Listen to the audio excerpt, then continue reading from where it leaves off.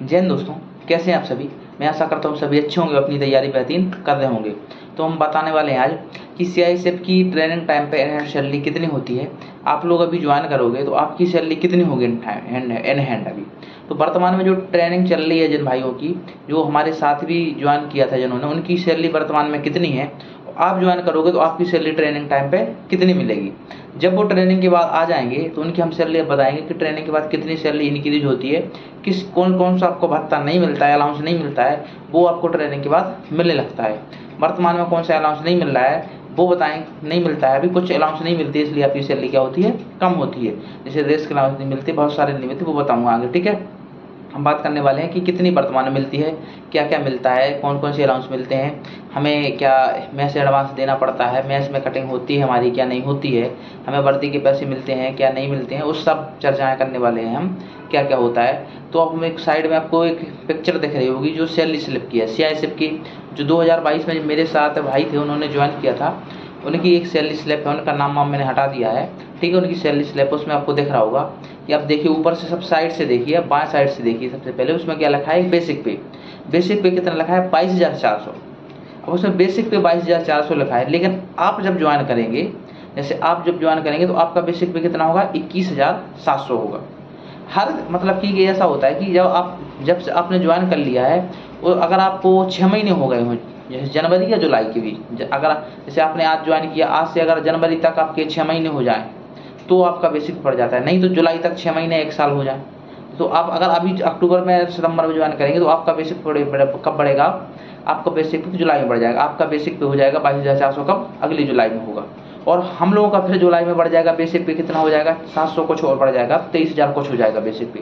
मतलब हर साल 1 साल में बेसिक पे कुछ बढ़ता रहता है, 700-800 बढ़ जाता है हर साल, ये होता है। तो हमें 6 महीने से ज़्यादा हो चुके हैं, तो हमारा 6 महीने से जुलाई तक हमें कितने हो गए थे, 6 महीने से ज़्यादा हो गए थे, इसलिए हमारे बेसिक पे बढ़ गया। तो हमारा बेसिक पे 700 बढ़ा है, तो कितना हो गया, हमारा भी बढ़ा है और सीआईएसएफ वालों सबका बढ़ा है जिन्होंने ज्वाइन किया था, ठीक है। इनका बेसिक पे कितना हो गया, 22,400 हो गया। अब इनको इसको डीए मिला है। डीए का मतलब होता है महंगाई भत्ता।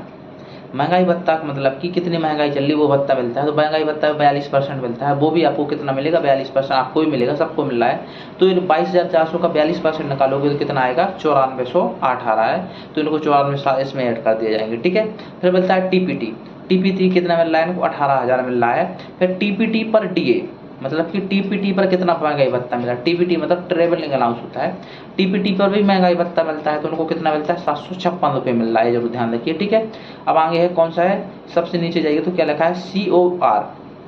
COR का मतलब है राशन मनी। राशन मनी कितनी मिल रही है इनको, 3965 रुपये मिलती है राशन मनी। ये तो इनको इतने अलाउंस मिलते हैं, अभी वर्तमान में इनको इतने अलाउंस मिल रहे हैं ट्रेनिंग टाइम पर। ट्रेनिंग टाइम पर रिस्क अलाउंस नहीं मिलता है, बहुत सारी चीज़ें नहीं मिलती हैं, केवल इतनी ही मिलती हैं, जरूर ध्यान रखिए, ठीक है। इतने ही मिल रहे हैं, तो रिस्क अलाउंस इनका टोटल कितना होगा, 40,174 रुपये हो रहे हैं। इन सभी का टोटल कर लें तो कितना हो रहा है, 40,174 रुपये हो रहे हैं इनके, 40,174। अब इनमें से कटना कितना है, क्या क्या कौन से कटते हैं, जरूर ध्यान रखिए। तो पहले बताएं कौन सा कटेगा, एनपीएस। एनपीएस का मतलब होता है national payment service, pension service. ये क्या होता है, नेशनल पेंशन सर्विस होता है, ठीक है। तो इनके कितने कटेंगे, इसमें कट रहा है 3181। अब 3181 क्या कटता है, समझिए हम किस प्रकार से काटते हैं 3181। ये 10% का कटता है, किस किस का, आपके बेसिक पे प्लस डीए दोनों को मिला दें तो इनका कितना 10% काटते हैं। वो कहाँ मिलता है, आपके एनपीएस में जुड़ जाता है, एनपीएस एक अकाउंट खुला रहता है, कार्ड मिलता है उसमें। और इतना आपके जो होता है, जैसे बेसिक पे और डीए को मिला दे, उसका 14% सरकार मिलाती है और 10% अपन का मिलता है। जैसे कि 3181 इनके बेसिक पे में जुड़ा, एनपीएस में जुड़ा है, इससे कुछ 14% मतलब कि 3500 रुपये होगा, 3500 के समथिंग, 3500-3600 के समथिंग सरकार मिलाएगी। तो कुल मिला के दोनों को मिला जुला के उनके एनपीएस अकाउंट में जमा कर दिया जाएगा, ठीक है। अब कौन सा कट रहा है, COROD, एक अलाउंस है जो भी कटता है, तो क्या होगा, 512 ही कटता है। मैस का इनका कितना कट रहा है, 2506 रुपये कट रहे हैं। यानी मैस में जो खाना खाओगे आप ट्रेनिंग टाइम पे, उसका कितना कट रहा है, 2506 रुपये कट रहे हैं। एक अन्न वसूली है, नीचे लिखा है साइड में, उसके कितने कट रहे हैं, 44 रुपये। तो इनकी कुल मिला के टोटल कितने कट रहे हैं, पैसे कट रहे हैं 6273 रुपये कटेंगे। यानी टोटल इनकी वेतन बन रही थी 40,174 रुपये बन रही थी, और इसमें से कट कितने हैं, 62,062 यानी 6,273 रुपये कट रहे हैं। तो इसमें कटने के बाद कितने बचे, टोटल बचे 33,901।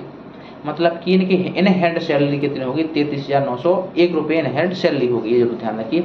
अब यानी पूरी वेतन में ट्रेनिंग टाइम पे इनको कितनी मिल रही है, 33,901 रुपये मिल रही है। अब जैसे आप ट्रेनिंग करोगे तो आपको अलग मिलेगी, आपको थोड़ी कम मिलेगी। क्यों मिलेगी, क्योंकि आपका महंगाई, आपका बेसिक पे कम होगा, बेसिक पे कम होगा जिससे आपका महंगाई भत्ता भी आपको कम मिलेगा, 27% मिलेगा।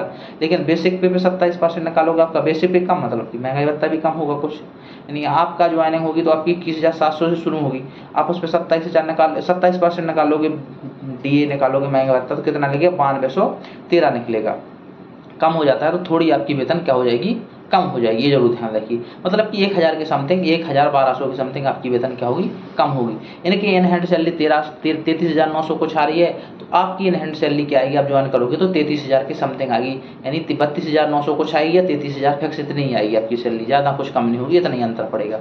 ठीक है, अब इतना हो और आपको कोई भी डाउट हो, और मतलब कि आप कौन सी फोर्स की वेतन के बारे में बताएं कि किस फोर्स की वेतन कितनी होती है, जानने की ज़रूरत हो, आपको जिज्ञासा होगी तो आप कमेंट बॉक्स में लिखें।